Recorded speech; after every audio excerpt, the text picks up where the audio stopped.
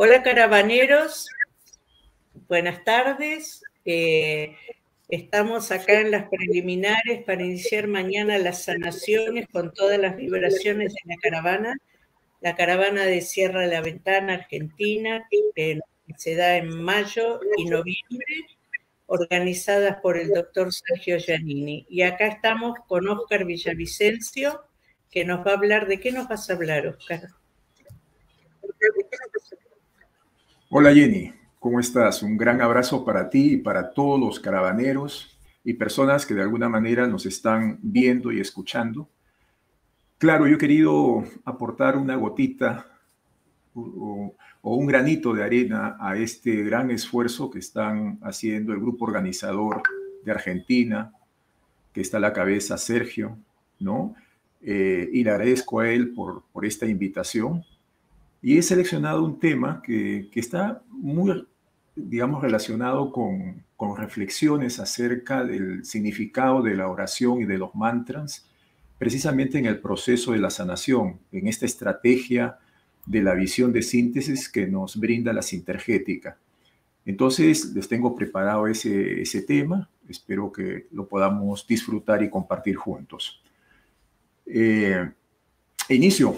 Entonces, todo esto empieza hace algunos años, más o menos en el año 2000, 2001, donde se estaban compartiendo ya, difundiendo la sintergética, los programas de sintergética en distintos países, ¿no? Y ya nosotros retomamos en esa oportunidad el grupo de sanación, que ya lo veníamos haciendo mucho antes, anteriormente bajo un modelo y una estrategia aprendida hace algunos años atrás. Pero evidentemente lo complementamos muchísimo, le dimos una inclusividad muy grande con todos los aportes que la sintergética en ese tiempo nos dio. Y yo recuerdo que nosotros nos aproximábamos a los hospitales, a las clínicas, a los centros asistenciales, para que nos den un espacio y nos permitan hacer la sanación con los pacientes. Lo interesante y lo que estaba recordando es que yo me acercaba al director del hospital, al director de la clínica, para explicarle qué es lo que íbamos a hacer en ese proceso de sanación con los pacientes ahí delicados. Entonces me acordé de una conversación que tuve con el director de un hospital y yo le dije, mire, lo que vamos a hacer es simplemente a orar con el paciente. Usted no sabe la importancia y la trascendencia que tiene cuando un médico ora junto con su paciente. Ya por supuesto en ese tiempo yo ya tenía conocimiento de que más o menos en el año 2000 existían más de 130 trabajos de investigación hechos por médicos especialistas, médicos convencionales, con respecto al ritual de la sanación, de la oración. Si la oración podría tener un efecto real, concreto en los pacientes, ya sea operados o pacientes que estaban sufriendo de una enfermedad delicada, ¿no? Entonces, sabiendo ya eso, yo le dije también en ese momento que la Organización Mundial de la Salud ya, digamos, había reportado trabajos en los cuales se demostraba que era importante que el médico recomendara a su paciente orar, que existían trabajos de investigación que hacían de que eso era un agregado, un porcentaje más a las posibilidades de la recuperación del paciente. Y no solamente eso, sino que los trabajos señalaban que era mucho mejor todavía que el médico orara junto con su paciente.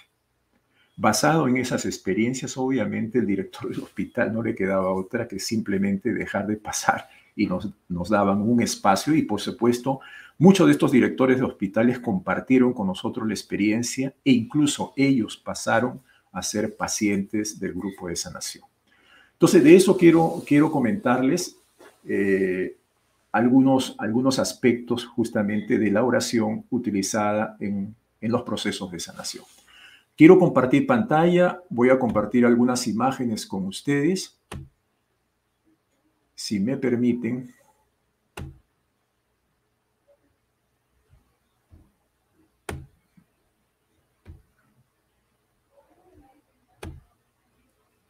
Me avisas, Jenny, cuando aparece...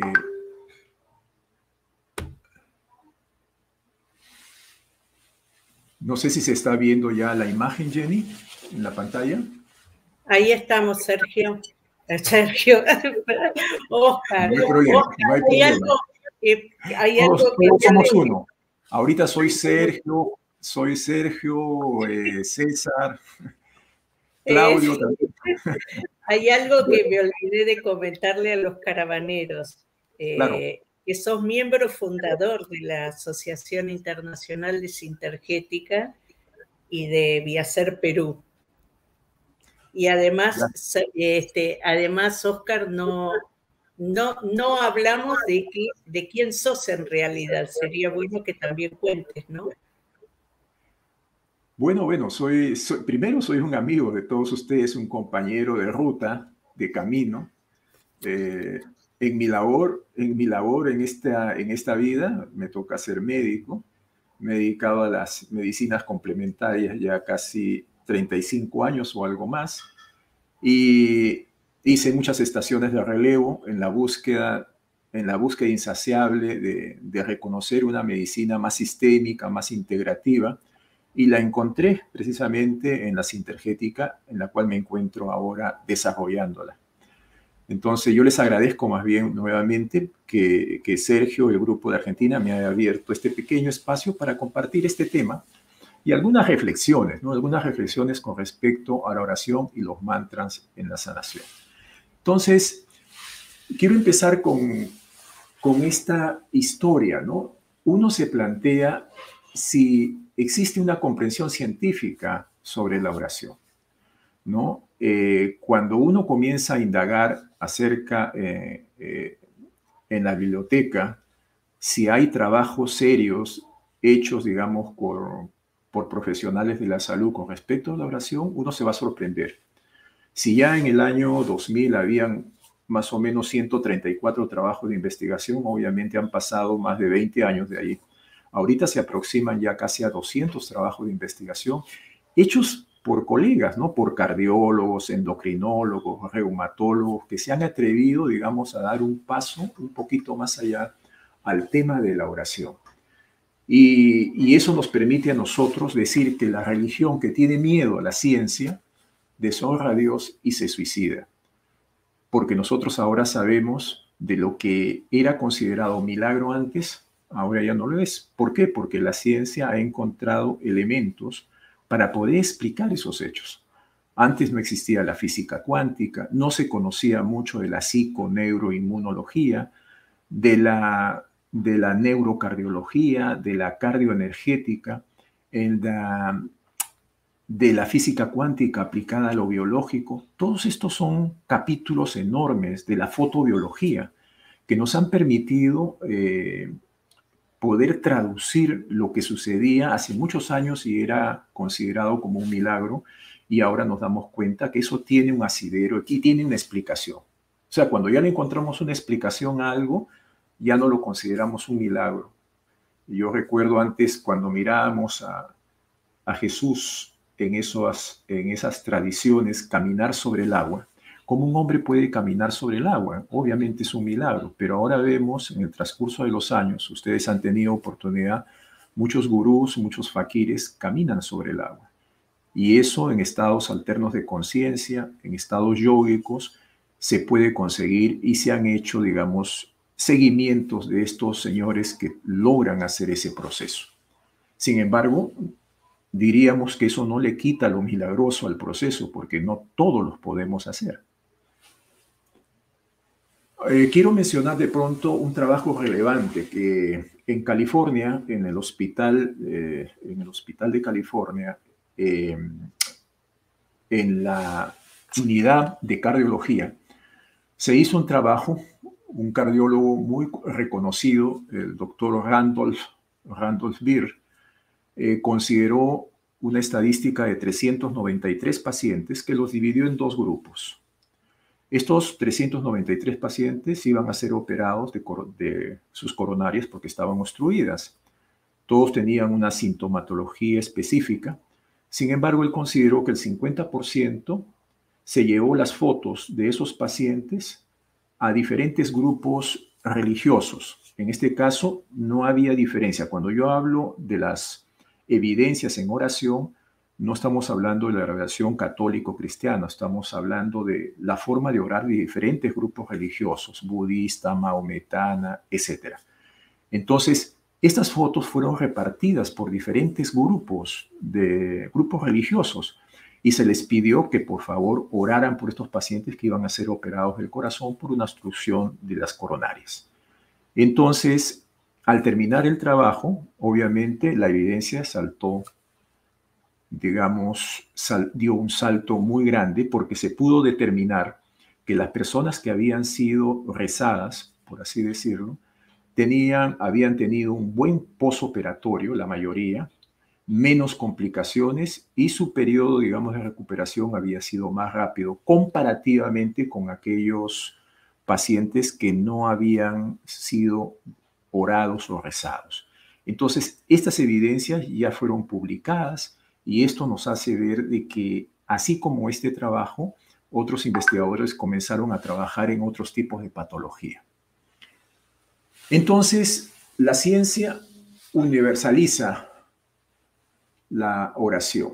En este caso, no se trata, como les decía, de una oración determinada, católica, cristiana. Pueden ser utilizadas, todos tenemos una manera de orar. Quién sabe, lo que unifica la oración es el contacto con el corazón.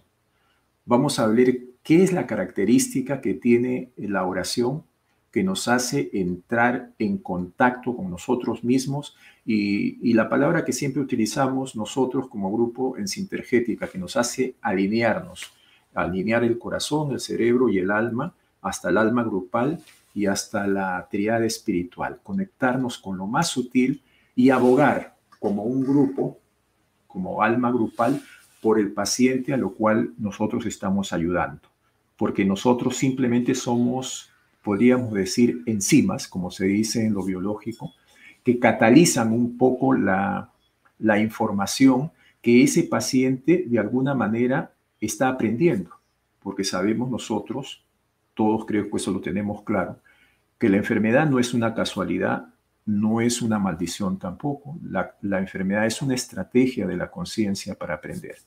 Y si es una estrategia de la conciencia para aprender, ¿quiénes somos nosotros? Para quitar esa experiencia, que el paciente pueda aprender de su experiencia. Eso no significa que lo dejemos sufrir con el dolor, sino que lo ayudemos, pero ese proceso se va a completar en la medida de que ese paciente pueda comprender, asimilar el proceso, entender su proceso, para de ahí realizar el cambio que necesita para realmente salir adelante de su proceso. Alguien decía, algunos colegas que criticaban el método de la oración, que es como crear falsas esperanzas en nuestros pacientes. En realidad, las falsas esperanzas no existen. Actualmente ya la ciencia ha comprobado que hasta la esperanza, de alguna manera, puede ser medido. Creo que todos nosotros recordamos esta experiencia, ¿no es cierto? La experiencia de los primeros trabajos que se hizo en psiconeuroinmunología fue de poner un ratoncito en una cubeta de agua. El investigador lo dejó para que ahí se ahogue, que nade hasta que se ahogue. Y lógicamente el investigador, una vez que el ratoncito ya estaba tomando agua y se estaba ahogando, aparece el salvador y una mano salvadora lo recoge y lo acerca a su rostro para que el ratoncito reconozca a su salvador. Luego el ratoncito se le deja unos días ahí descansando y pasado un tiempo el mismo investigador coge al ratoncito y lo pone sobre la cubeta del agua. Lo curioso aquí es que el ratoncito ya no nada el mismo tiempo antes de ahogarse, ahora nada el triple de tiempo antes de ahogarse. Y entonces, pero son los mismos músculos, las mismas fuerzas, la misma cantidad de energía, la misma ATP. ¿Qué es lo que hace que este ratoncito pueda nadar 3 veces más de lo que nadó la primera vez? Entonces, para los científicos, la respuesta era evidente, la esperanza. Por lo tanto, las falsas esperanzas no existen. Y ahora sabemos, obviamente, por neurociencia, que el cerebro no está en condiciones de distinguir entre lo real y lo simbólico. entre la realidad y la imaginación. Entonces, el amor, como la esperanza cura, es la esencia de la oración. Si permitimos que la esperanza se confunda con el amor, el problema de la falsa esperanza desaparecería. Entonces tenemos que ingresar factores nuevos. Por eso es tan importante la personalidad.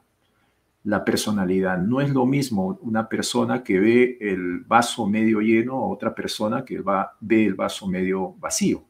En realidad, los dos están viendo el vaso de agua lleno hasta la mitad. Pero la forma de decirlo ya nos está diciendo la diferencia, digamos, de ver la vida. Uno lo ve con esperanza cuando decimos que el vaso está medio lleno y el otro lo ve con un carácter depresivo cuando lo ve medio vacío.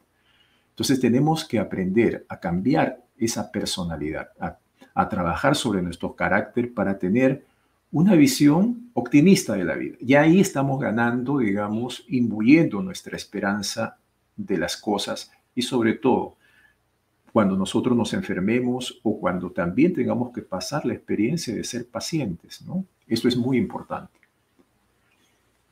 Una pregunta que y que empecé precisamente estas reflexiones era si exigiría que tu médico rezara.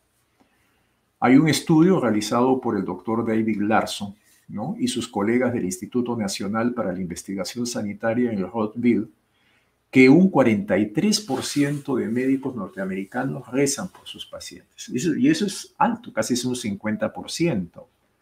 En realidad, no sé si estos médicos están enterados de que eso es una evidencia.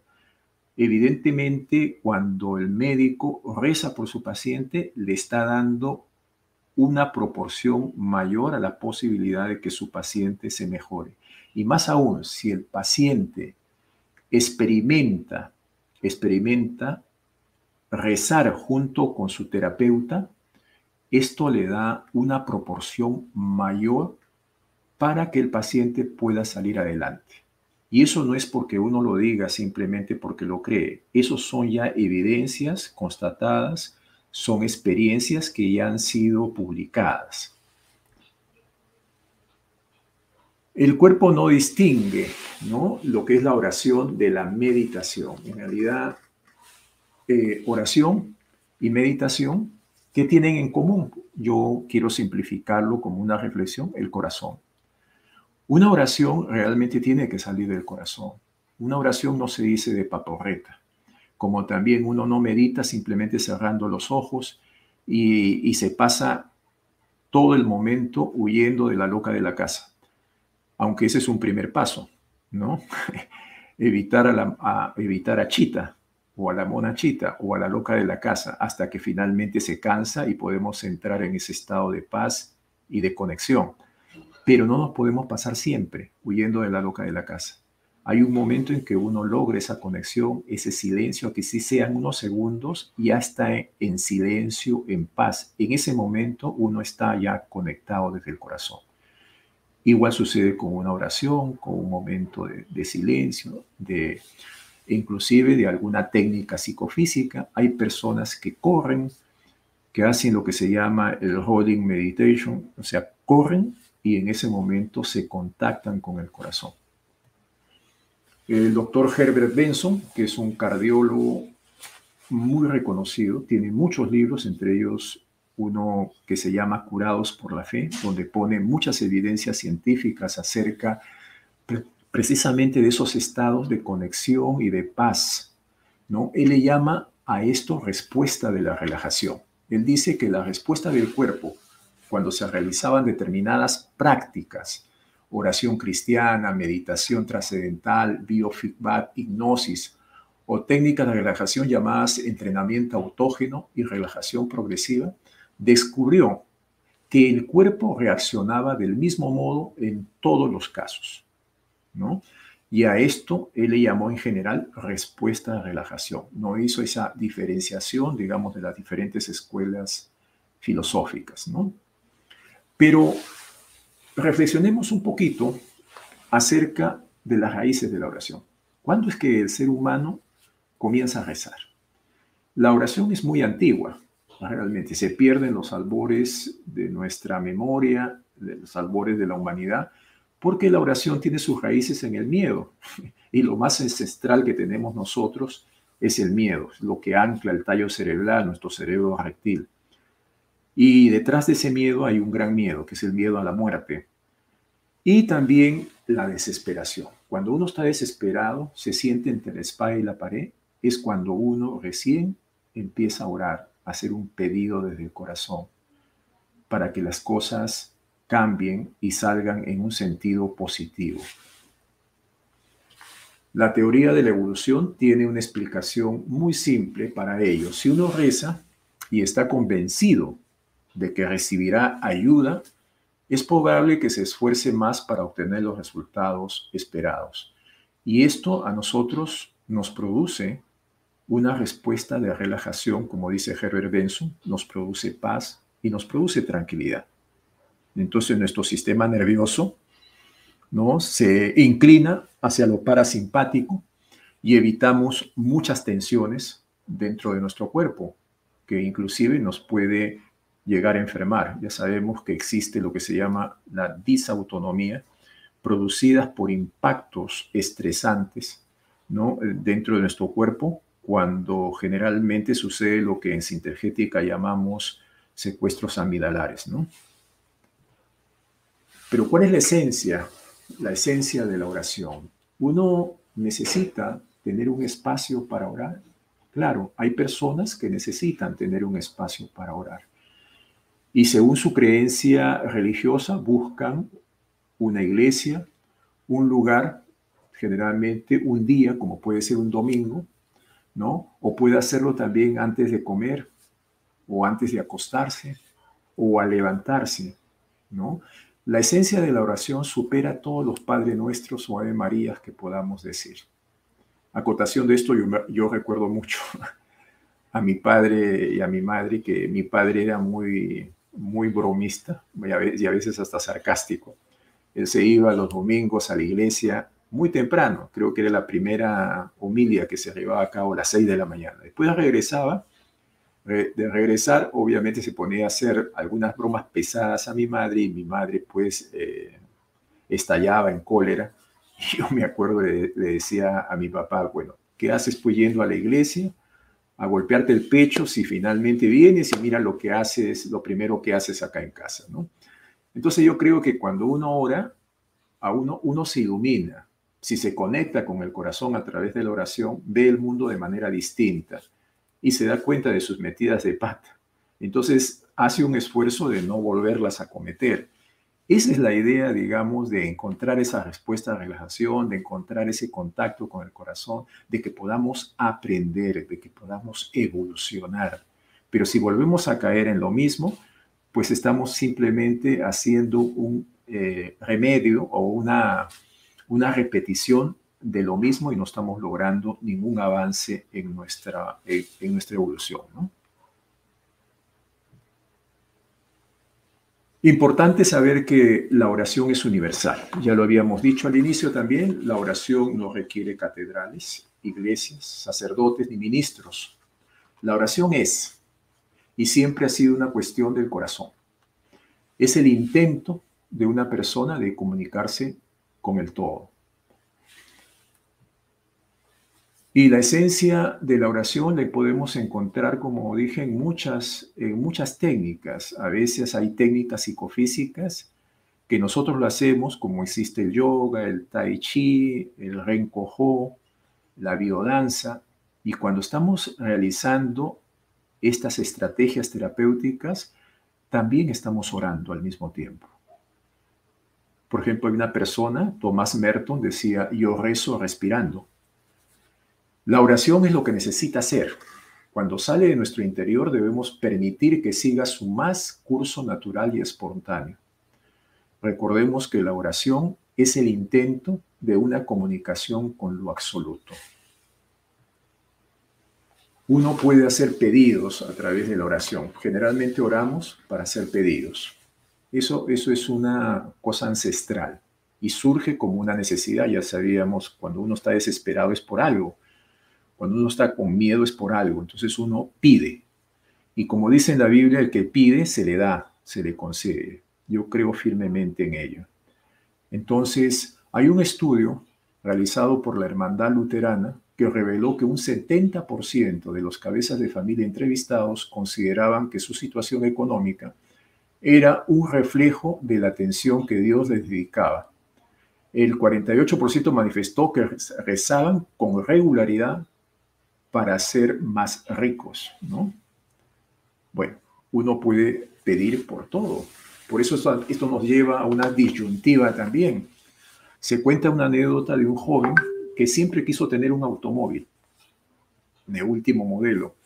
Y entonces él rezaba todos los días para tener ese automóvil, porque era muy religioso al comienzo.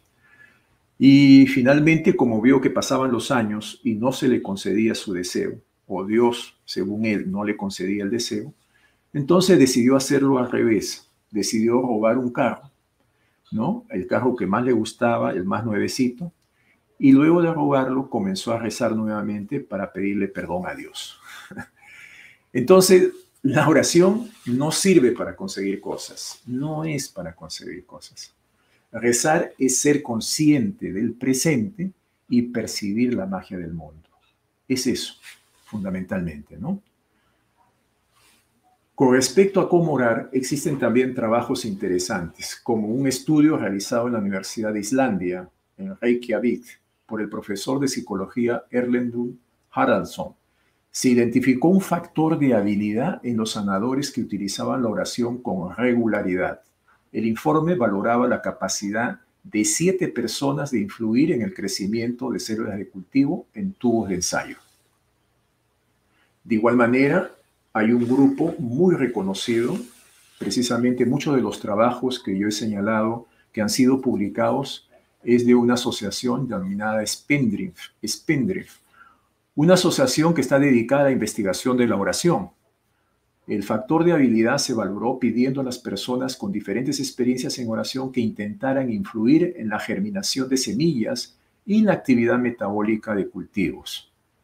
Esos trabajos son muy interesantes, obviamente, y por esa razón se ha permitido también su publicación. Recordar que una cosa esencial de la oración es el amor. Y el amor está en nuestro corazón, en nuestro cuarto centro, el cuarto chakra. El amor es como el pan. Hay que prepararlo diario para comerlo fresco. Entonces, por eso es que en la oración también hay que hacerlo de manera diaria y también hay que consumirla fresca. La oración tiene determinadas características. Yo la podría simplificar. Primero, conectarse con el corazón. Y si uno se conecta con el corazón, obviamente va a irradiar amor hacia sí mismo y hacia los demás. Segundo, la empatía. Tercero, la compasión o la comprensión amorosa. Y cuarto, tener una preocupación sincera por el hermano, ya que todos somos hermanos, todos somos alma grupal. El amor implica entonces aventurarse a salir de uno mismo y a romper las fronteras que nos separan de los demás. ¿Y cómo orar entonces? Si la oración es para hacer un pedido, sí, efectivamente, uno hace un pedido, pero luego de ese pedido uno tiene que decir finalmente que se haga tu voluntad, porque uno no puede exigir que se haga la voluntad de uno, porque la voluntad del divino hacedor está a veces muy lejos de lo que nosotros egoístamente, entre comillas, podamos pedir. Entonces, cuando uno ora, se entrega. Y esa entrega implica simplemente decirle a la conciencia superior, a Dios, a esa conciencia suprema, hágase tu voluntad. Y yo lo acepto. Otra experiencia hecha, obviamente, que evalúa la calidad de vida de una comunidad. Es decir, los factores son el nivel de violencia, el crimen, los robos, el consumo de alcohol y las drogas, antes y después de un esfuerzo de oración en grupo. Estos informes revelan que una mayor cantidad de oración produce mejores y mayores resultados. ¿Cómo orar?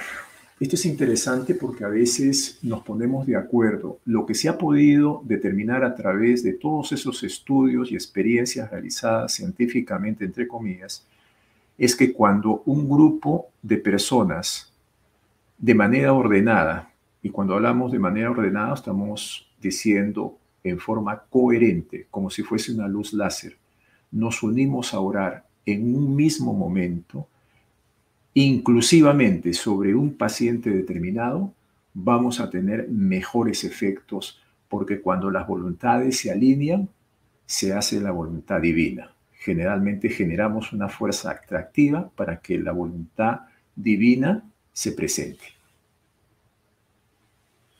Una comunidad religiosa en Gonfalo empezó a rezar por las semillas y las semillas rindieron mejor. Interesante esos trabajos, digamos, hechos en el campo, con los cultivos. Después el reverendo pidió a Dios que bendijera parte de un campo de trigo.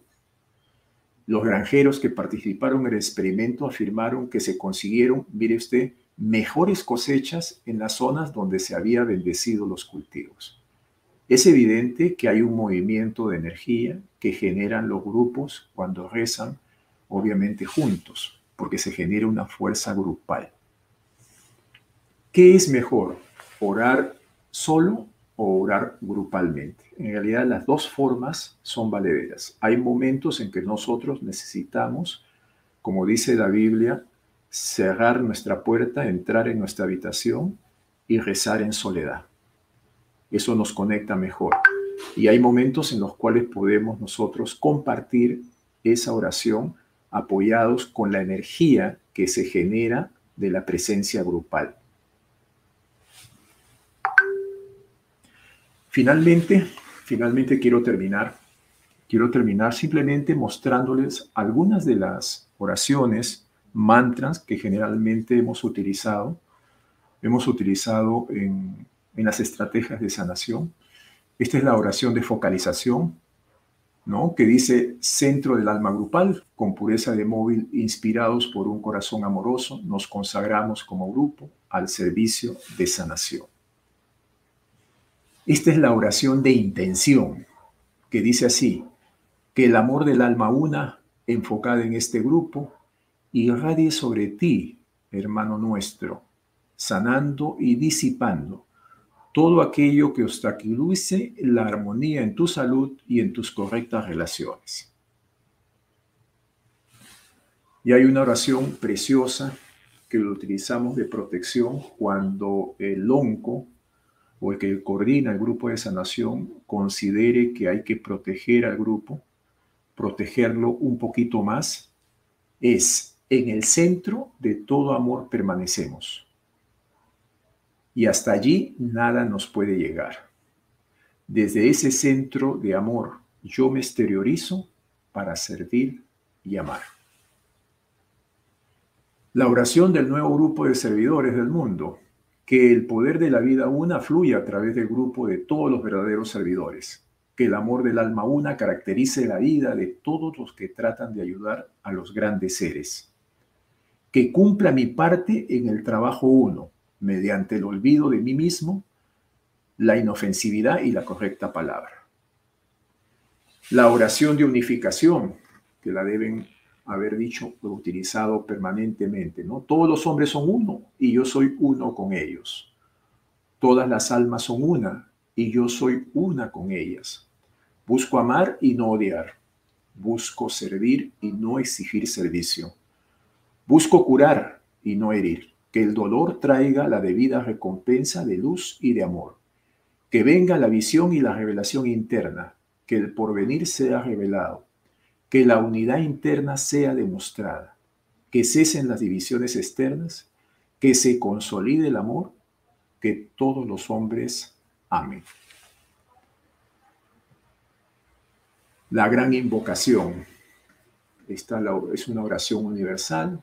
Obviamente todos ustedes la conocen, pero también la vamos a decir en estos momentos de conexión y alineamiento final. Ya estoy por terminar. Desde el punto de luz en la mente de Dios. Que afluya luz a las mentes humanas. Que la luz descienda a la tierra. Desde el punto de amor en el corazón de Dios. Que afluya amor a los corazones humanos. Que el Cristo retorne a la tierra. Desde el centro donde la voluntad de Dios es conocida. Que el propósito guíe las pequeñas voluntades humanas. El propósito que los maestros conocen y sirven. Desde el centro llamado la raza humana. Que se realice el plan de amor y de luz. Y selle la puerta donde se halla el mal. Que la luz, el amor y el poder restablezcan el plan divino en la tierra. La oración del discípulo o del compromiso, que generalmente son oraciones con las cuales se debe cerrar la sanación. Cuando uno termina ya al grupo de pacientes de hacer el servicio de sanación, antes, digamos, de despedirse, cerrar con esta oración de compromiso, ¿no? Me comprometo solemnemente a cumplir mi parte, con firme decisión y decidida aspiración. Mirar arriba, ayudar abajo, no soñar ni descansar, trabajar, servir y orar. Ascender a la cruz de la conciencia, hollar el sendero y olvidar el trabajo realizado. Pasar sobre mi yo vencido, renunciar a toda recompensa, esforzarme y abandonar el deseo. Aprender la lección del dolor para revelar el alma. La oración de la purificación de los tres cuerpos, más radiante que el sol, más puro que la nieve, más sutil que el éter. Es el yo, el espíritu que está en mi corazón. Yo soy ese yo soy yo. Y finalmente, algunos mantras budistas, existen muchos, pero los que más han solido utilizarse y se siguen utilizando también en la sanación son los siguientes. Om Burbuhat Tak Savitur Barenjan Bargo de Vacha Dimayi Diyoyonaja Prachodaya. El mantra del Buda de la medicina, Teyataom, Bekakse Bekakse Maha Bekapse, Ransa Samut Gate Soja. Y finalmente, para terminar, otro mantra también poderosísimo. Yo soy la pequeña chispa de la llama del amor divino, cuya traducción es Om Mani Padme Hum. Om Mani Padme Hum. O si quieren ustedes, yo estoy en el centro de mi alma y de allí nadie me mueve. Om Mani Padme Hum. Bueno, estas pequeñas reflexiones y finalmente esta síntesis de las oraciones, por lo menos que hemos escuchado, las que más se utilizan durante los procesos de sanación, se las he presentado aquí. Esto lo voy a dejar con Jenny para que si gustan la puedan compartir. Muchas gracias por escucharme, los abrazo a todos y los voy a acompañar, digamos, mentalmente en esta caravana que es la 33 de la Sierra de la Ventana. Gracias. Muchas gracias, Oscar. Y maravilloso, nos dejaste a todos preparados para las sanaciones de mañana. O sea, antes vamos a entrar en la línea 2 de Sergio a las 9 de la mañana de Argentina por Zoom. Pero ya nos preparaste con esto maravilloso. Muchas gracias, Sergio. Igual todo esto va a quedar grabado, así que lo van a poder ver las veces que quieran, más la presentación que nos vas a regalar. Muchas gracias, Oscar. Gracias, Jenny. Te agradezco y te abrazo desde Lima, Perú.